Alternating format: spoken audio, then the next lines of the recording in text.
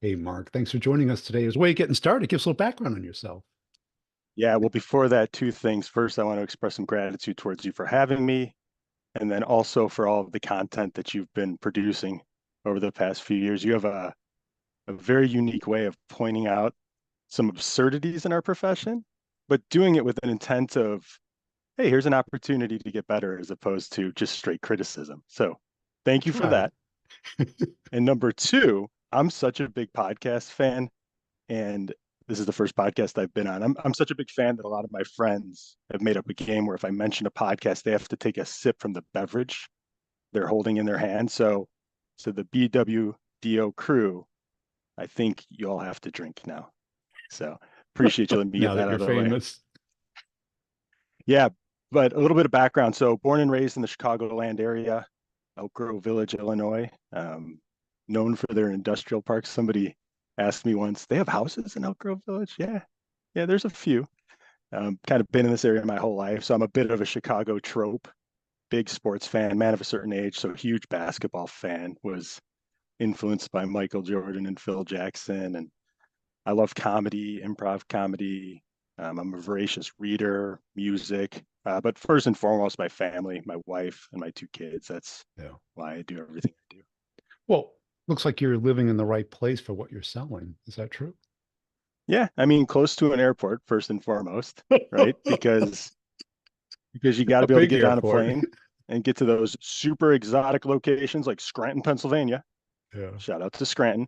But yeah, there's so many companies from a headquarter perspective in the Chicagoland area. But yeah, I'm all across the country as necessary. And why sales for you? So that's an interesting question. There's sort of why I got into sales and then why I stayed in sales. And I think the why I got into sales is probably a story that most people tell. Mine's a little unique in the fact that I was working since I was 14 and always gravitated towards sales type jobs, whether it was cell phones in a kiosk at the mall or sunglasses. And when I got to college, I was trying to figure out what I wanted to be when I grew up. I still don't really know between you and me, Brian, but I went into computer networking. And when I declared my major, within 2 days, two people that I admired like pulled me aside and were like, "What are you doing? Like, you need to be in sales." Yeah. And I love communication. So I pivoted to being a broadcast journalism major. That never panned out. Podcast didn't exist then. But why I stay in sales is incredibly different, I think. Um, and to me, sales is the perfect opportunity to practice a lot of life's truths in terms of, from a psychological perspective, like the illusion of control, the fact that we have a tendency to think we control things more than we do. So it's a good humbling experience to remember like we can influence things, we can have a process and follow it, but we can't control it. And then like philosophically, the whole chop wood, carry water, Zen Buddhism phrase that's basically like you got to do the work. You got to Oh, get in come the mud on. and actually The listeners are looking for prospect. the secrets, not the work harder thing. I haven't found the shortcut yet, so if anybody has, let me know. And but the motivation, was it financial? Was it skill based? Sounds like you had some innate skills that computer networking wouldn't take advantage of. Apparently not, Oh. or vice versa. Um, yeah, the innate skills. I think an extroverted person by nature, although as I've done more and more self-examination, maybe on the introverted side, who knows, right? So it was a skill set. It came to me somewhat naturally, and the flexibility of it was interesting. Now, I didn't start with any flexibility, as most of us don't. Like I was in a Yeah. boiler room chained to a phone. There really wasn't a chain. Granger, don't worry, I'm not throwing you under the bus. But that's where I kind of started was Granger and spent 10 years there and just got like a massive education on the fundamentals of sales. So once I tapped into that, I was like, oh, this is a little more complex than the movies lead you to believe. And I also heard the intellectual challenge there. Mm-hmm. That seems to be one of the key distinctions between people who really have a passion for sales versus people who it's a job, it pays well. Yeah. Yeah, I think that's true. It's never the same, right? Each day is a little different. Every challenge is a little unique. Sure, you can have commonalities and insights that you can bring to prospective clients, but every client's different. And there's something exciting about that. And you also get to talk and work with every type of person. I'm in my little Chicago bubble, right? But I get to talk to those Packers fans up in Wisconsin, and I get to talk to people on the East Coast and West Coast and down South. And to me, that's very fulfilling to gain different perspectives from all over our country. And who are you typically talking to? What's the persona? VP of operations, folks that are running distribution centers or warehouses, presidents of the company. If we get to the economic buyer level, it's usually a CEO. But the champions that we're trying to develop and align with, more than develop, if I'm being honest, are operations folks, operations gurus, and I get to learn from them because they're so tenured and experienced typically that they know how to run their distribution centers and implement the type of technology that I'm bringing to the table pretty well. There's stuff I can help with and add, but it's really a humbling experience and a lot of fun. And give us a sense of the deal. How big are they? How long do they take? Yeah, so the deals are typically about $1 million is kind of the average, and they'll take usually about a year. Wow. We can accelerate them, but We have control, right? yeah, we can control them. Yeah. Now, typically about a year if you're just kind of averaging it out. Long sales cycle. And when did you come to the conclusion about control? Probably through a lot of failure and attempts to control, and I'm still coming to the conclusion every day. Yeah. Yeah, probably when I had kids, if I'm being completely honest. That's a humbling experience, and you realize, like, oh boy, I Well, don't have any control. what I found is the reps who go through the child rearing tend to become the great sales leaders because, they're like little reps you come home to, right? They don't do Mm-hmm. anything you tell them to. It's They're so kind true. of just on automatic. There's no prefrontal Yeah, cortex yet. It's just yeah, food, sleep, fun. yeah. And then there's a lot of like stress, potentially, and noise that can get them back into their animal brain where they're not. So there's a lot of reactivity and emotion, and so there's some parallels there too. And to that point, I think an untapped demographic in sales, and you're seeing more representation, is the mothers Yeah. of the Yeah. world. Because Quite you a talk bit. about you talk about people that can handle the emotional state of other humans. Well, Like, yeah. And I think the work from home or work flex has become almost dominant, yeah, where, the sitting in the cubicle thing hasn't been the top priority anymore. it's It's true. talent and ability. Yeah, which is a great thing because it does unlock that entire different group of folks that have a Yeah. totally diverse thought process and just valuable insights And what made you, or how did you become good at sales? by doing it over and over. I'm a voracious reader too. I think I mentioned. So I would describe myself as a bit of a sales methodology nerd. Good. Yeah. It was probably how my wife first got interested in me. No, not at all. She would tell me to She stop wanted to talking to me. sit down and talk No, about top no. down, bottom up Yeah, yeah, no. prospecting approaches. Med pick, walking through the DMU at the school. Um, I've always gravitated towards it because I do have a passion and interest in psychology. And to me, there's so much psychology in sales. So again, I give a lot of credit to my early days of sales, of really facing rejection, kind of getting those 10,000 hours in, right? Like the high volume cold calling entry-level sales positions, and then working my way up is kind of the term I guess we would use in terms of like sales career to positions with more responsibility and more complexity.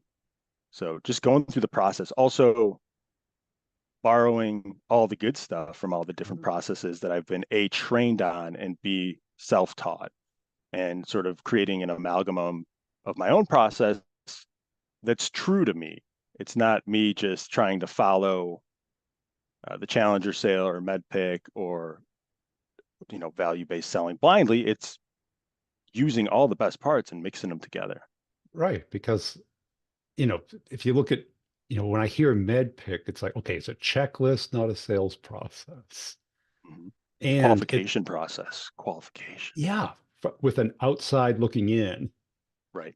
which almost gives you the wrong impression what you should be doing. You should be on the inside, not on the outside, Totally scorecarding agree. it. Yeah. And I think a lot of people, they come up with a great angle and they try and make it the world of sales. And it's too big a world. Yeah. Because I like to use a game analogy, but the game is kind of infinite. There's the game board, there's no barriers. You have time, you have quarters and years, you've got money, and you've got a lot of players. And like you stated, each player at each company is a little different. Yeah. No, I think that's so true. There's no absolute one way that because we're dealing with humans Yeah, and humans are very complex to say the least. And then when you start adding more humans to the equation, you're dealing with more complexity, more variables. You're dealing with unknowns, things that they're not even aware of, or things that change. And there isn't a single process or qualification methodology that's going to solve that. right. And that's what I always came out of those trainings, all excited. And then I go out in the field in 2 weeks, I'd be like, damn, these prospects won't cooperate. They're not following the process. It's They're so changing true. their mind all the time. Yeah. What do you mean you don't understand the decision making process? I mean, you work it. Don't ask me about our decision making process because I Yeah, don't like, understand it either, but you should understand yours. Yeah. right. Yeah. And I remember thinking that and then asking myself, I go, what's my decision-making process on where to go to dinner? What do I feel like? What am I in the mood for? How much time and money do I have? Do I sit down and analyze that and share it with my friends? No, And then you make it and it's closed on Mondays. yeah, so we go next door. Yeah. Yeah, it's so true. And I think a lot of my success is rooted in sort of that reflection of trying to again, get in the customer's odds are, but basically like think about life in their shoes, right? Or how it applies to your life, like you just did with the decision making dinner analogy. And that's where you get the empathy of like, oh, yeah, it's not black and white. It's not cut and dry. We're going to live in the gray to the best of our ability. And we're going to continue to stay curious and then be upfront and honest. If we can solve your problem, great. If you have a desire to solve it, fantastic. If you don't, that's fine too. Maybe I can point you in the right direction based on the 20 years of experience I have, or connect you with somebody who might be able to do that. It's relationships, at the core of it. And I think I spent a little time between warehouse automation jobs in the leadership realm in trucking, transportation, kind of building a sales team out there. And you talk about a relationship industry, and that was a really good reminder of like, oh yeah, like there's that too. Yeah. And what does relationship mean to you? Because everyone says it, but Yeah. few know what it means. Yeah. So to me, it's honoring somebody's values, understanding and honoring their values and treating them with respect. They can be different. Their values can be different than mine. My two core values are family and curiosity. If their values are, achievement and financial, great. Like totally cool. And I can be respectful of those values. And I think that's where it starts. Meeting someone where they're at and respecting where they're at. And then you can go further and further in terms of relationship building, I think. And where's the curiosity come from? I don't know. That's a great question. Because even my wife sometimes will, you know, I'll after knowing her for 20 years, sometimes I'll still shock her. And she'll be like, you continue to like work on yourself and try to learn. And it's just something that's always been in me. Um, and I also work on it in practice. I'm one of the reasons I do love podcasts is because you get some of the best interviewers on earth talking to other folks. And yeah, it's just I don't know any other way to be personally. Well, because I've been kind of studying it, and I think a lot of reps kind of run over the curiosity to get the confidence, like I could see the that. confidence to talk to a COO, the confidence to go into a new industry. And the curiosity kind of corrupts that confidence for them. It puts a crack in the armor instead of being part of the armor. Yeah, that's interesting. I think it's making me think of just how curiosity is vulnerability. It's And it's sort of an vulnerability. admission You of, have to be confident to be curious. yeah, you have to be confident. You have to be confident in the fact that you don't know what you don't Everything. know, and you're Yes. never going to know everything. And I think in terms of like practices that I've, taken up and really focused on, mindfulness was the big one that I stumbled upon maybe 15 years ago. It's kind of the word du jour now, but sort of practicing that, just being in the moment, not looking at Slack or my phone, or just really being there and listening to understand, as opposed to listening to take my turn to talk, which I'm sure I've done a couple times on this chat. So we'll keep working on it. Well, because what do you have as a rep if you're not curious? You can only look for what you want to see instead of look for what you need to see. Because I got to believe your deals don't just slide through the company once the COO wants it. No, It would be nice. no, there's resistance, friction, Sometimes, sometimes, sometimes, occasionally, every time, every time. sometimes every time. Yeah. And how did you learn that? Because I don't know Granger well, but I got to believe the deals weren't as complex. No, they weren't. And I think that was sort of the attraction to branch out beyond Granger into, again, warehouse automation. Kind of emerging technology is sort of my favorite place to be in, where I've been for the last 10 years.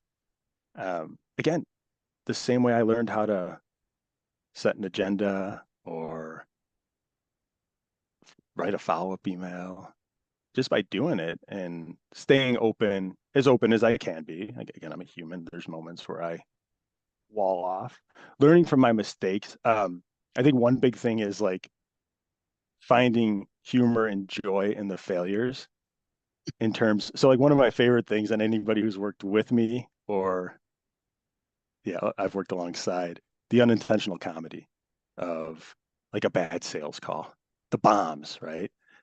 Like, share those with people, enjoy them, the awkwardness. Like, you don't seek awkwardness. Like, you want to have the best sales call possible, but sometimes things don't go right.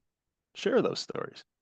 Well, that's vulnerable, right? That's Yeah, similar to curiosity, yeah, but it gives you the right not to be perfect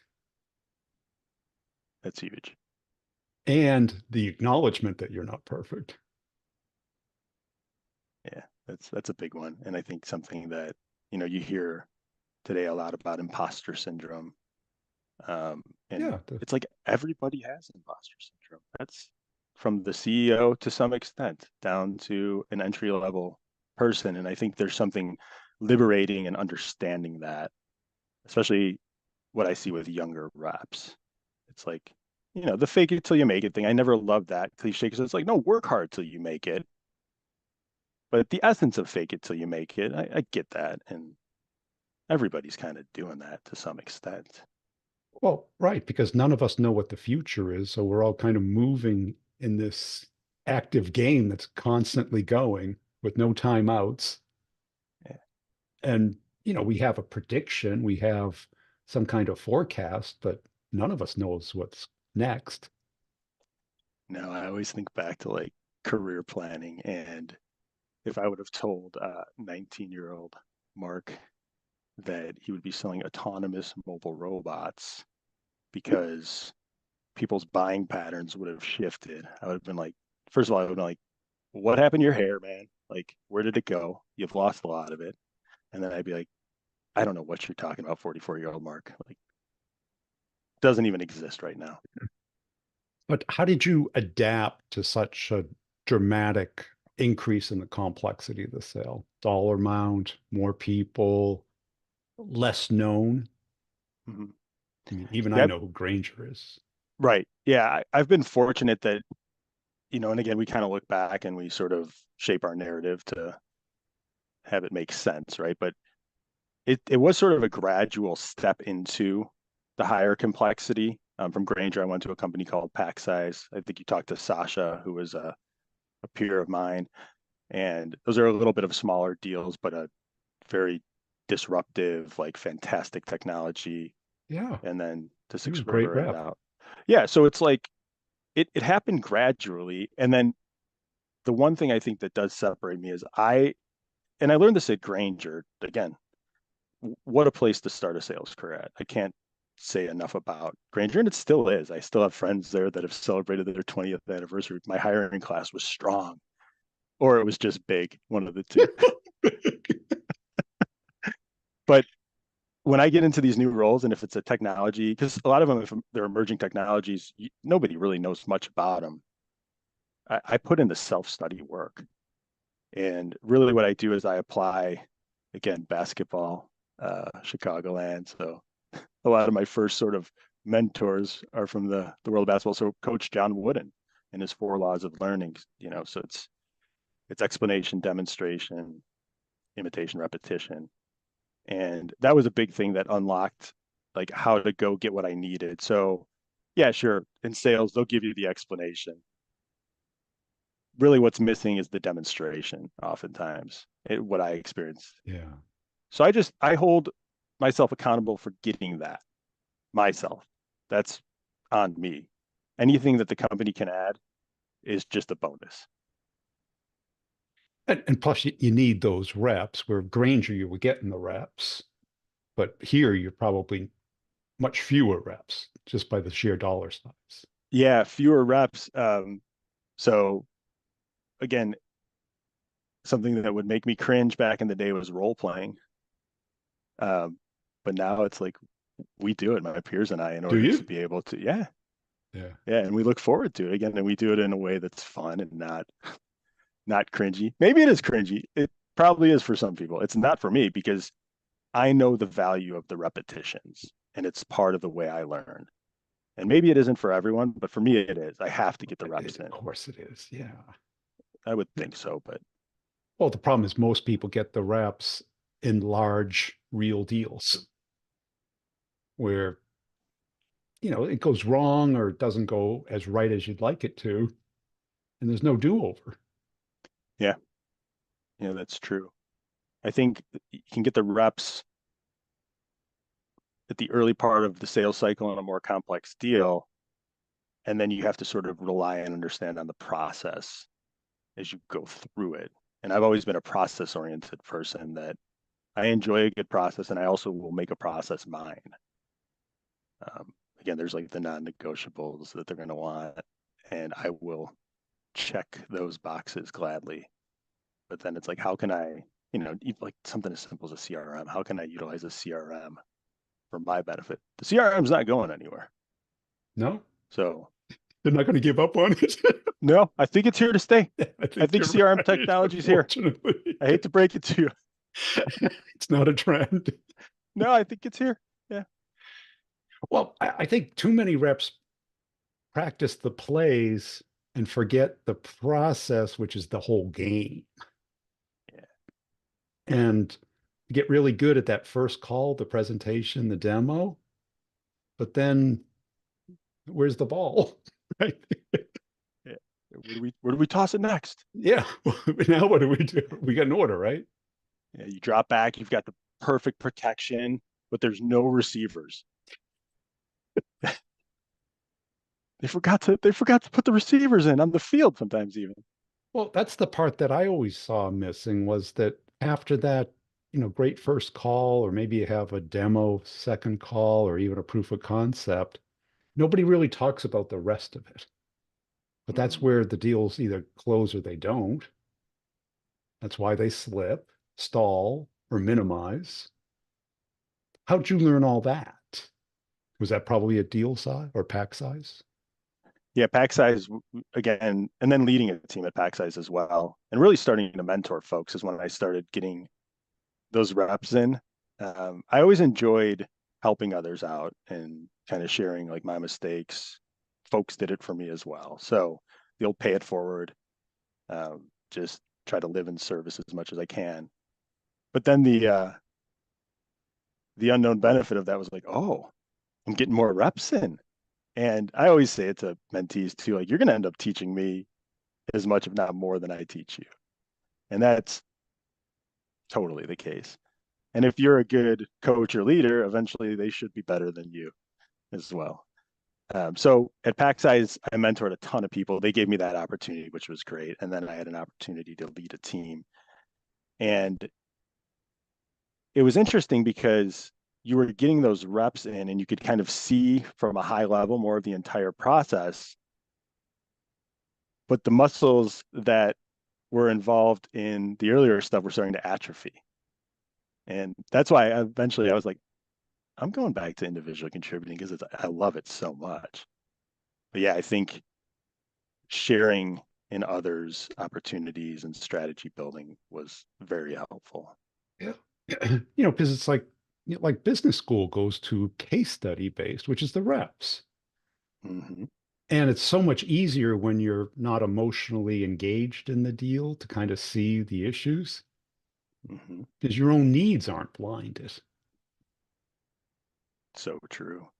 You can be curious without it affecting your income. Absolutely. And you don't know these players as personally. They haven't Yeah. triggered you or put you in the zone of resistance. They've Yeah. put your rep. I think peer to peer, like mentorship and reviewing, we do that a lot here. I'm fortunate to be on such a great team of such talented reps of varying degrees of experience. And I could say that for all of the stops in my career. Again, the people have been very lucky. But we'll get on the call together, myself and one of my peers, and we'll just kind of rip each other's deals apart. Like not in like a malicious way, but just like, have you thought about this? What about that? Oh, no, I haven't. And there's no sort of power dynamic there, right? Where Right. it's my boss who also is great and I can have these conversations with, but there isn't this, okay, is he judging me? Is he judging the way I'm responding to Right. him? It's like, I gotta no, be an imposter. I've got to yeah. pretend I've got it covered. And what does he want to hear? It's like, Yeah. no, to truly understand and learn from deals that don't close. And spoiler alert, most of them don't close, especially at the complexity level that I'm at.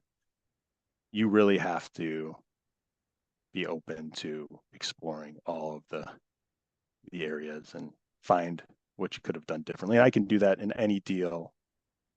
Um, and maybe that's an indictment on my ability, but no, I can find opportunities Well, to improve every time. I've been a big studier of this for a long time, and I notice it in myself that the things I don't want to do, I tend to forget and get distracted by the things I do want to do, and you don't recognize it until it's too late. Yeah. It's the way our brains work. You know, we do it, our champion does it. Have you ever had a champion know exactly all the details? No, they just think it's going to go right through. Yeah. And that's a great point. What I heard there from you is again applying the reflection and experience of yourself to other people, which I think is so key to realize like they're not just sitting here thinking about you and your company and your deal. Like they're barely thinking about you. You ever Nobody's have them thinking use the about you. wrong name? Hey, Mike, how you doing? Oh, Matt. I get Matt all the time. That's how much they're I'm like, thinking Matt. of you. Yeah, okay. Yeah. And those are my favorite. It's like I was called Matt again. I was called Mike again. Like, Yeah. yeah, it's pretty fantastic.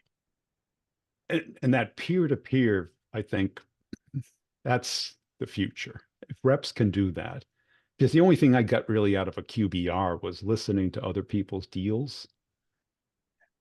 And I try and keep track of the big deals and what they said the quarter before. And here they are again. Yeah, same one. And you could always tell if they were going to close it, whether they had the details, the steps, the issues. If they were just frosting over it, hoping that it's just going to slide right through, even though it didn't slide through last quarter. Yeah, it's like good luck. And I think it really comes down to were they curious? Do they want to know what's stopping the deal? No, Yeah. they don't want to know. No, no, it's like because if they truly did, they would find Work, lots of yeah, work. lots of work. And again, there's so many cliches in our wonderful profession, and the old discovery never ends to me is about as good as it gets because if you stop having that mindset of curiosity, you're done with Yeah. that deal. And That's where you can't control it, but you could certainly ask questions you can understand it, right? right. And especially if you've seen a pattern, because I'm sure in your industry, this is a big change to how they do things. Oh yeah, So you're selling change just as much as you're selling a robot, right? 100%. Yeah. Yeah. Yeah, and And that was probably when I think back to PacSize and their founder, Hanko Kiesner, who's just a brilliant person and one of the most pure salespeople on earth, but also can explain quantum physics to you. Wouldn't think of himself as a seller, but maybe he would. I mean, he talked about the components of change in terms of, the psychosocial aspect of it, the performance and the financial. And I think the psychosocial, that fear of change is often overlooked. Yeah, we can build a business case to show you the financial. We can give you a white paper or case study to show you our uptime. How are we going to handle the human nature that is fear of change? And that's where there's some tools and tactics that you can put into place to help with that. But right, even talking about it is a start. it is because as reps, we're thinking it makes logical sense. It's a no-brainer, but they still don't do it. And what do? Lower the price. Well, it's Mm-hmm. not the price. Mm-hmm. It's that emotional comfort that they have and that this is going to work out, and that they don't even share with you. Yeah, it goes back to that vulnerability. And again, I think sometimes the best way to get there is to model it in yourself. And that's how you build trust and find the right people who are willing, because it is a certain type of person and persona that is willing to take this risk Yeah. and implement the new technology. But when it goes right, those people end up on the cover of industry trade magazines, which I know was one of their goals as children. I'm sure of it. Yeah. But they're celebrated, right? It's a That's big it. And deal. people always think it's intelligence. And it's like, it's emotion. No one It will ever is. tell you it. No CEO ever said I was scared. So true. Change scares me. They Yeah. don't say Fortune that. 500 CEO says he's scared and his stock It's price soars. Like, Film at 11.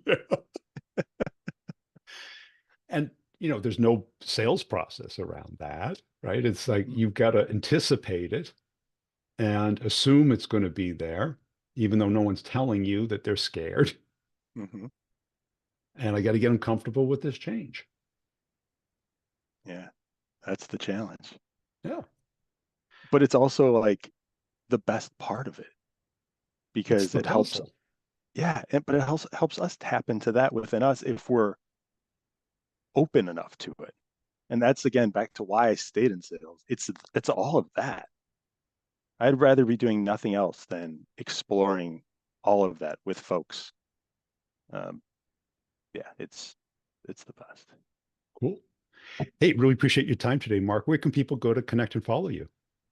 Onwardrobotics.com is where I'm at. They can find me on LinkedIn. And yeah, I'm out there.